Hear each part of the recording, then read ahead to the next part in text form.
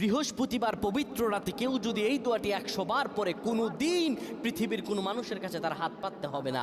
পৃথিবীর সব কিছু তার পায়ের নিচে আল্লাহ হাজির করে দিবেন। দারিদ্রতা থেকে মুক্তি দান করবেন, বিপদ আপদ থেকে মুক্তি দান করবেন, তার সম্মানকে সুউচ্চতা দান করবেন, অসুস্থতা থেকে দূরে রাখবেন। আল্লাহর অশেষ দয়া ও রহম তাকে দান করে দিবেন। সুবহানাল্লাহ। বৃহস্পতিবার রাত এটি গুরুত্বপূর্ণ রাত। এই রাত সপ্তাহে একদিন আসে। আরবিতে রাত আগে আসে, দিন পরে আসে। সুতরাং বৃহস্পতিবারের যে দিন গিয়ে রাত, এটি বৃহস্পতিবার রাত নয়, এটি শুক্রবারের রাত, এটি জুমাবারের রাত, এটি দোয়া কবুলের রাত, আল্লাহর কাছাকাছি হওয়ার রাত। সুবহানাল্লাহ।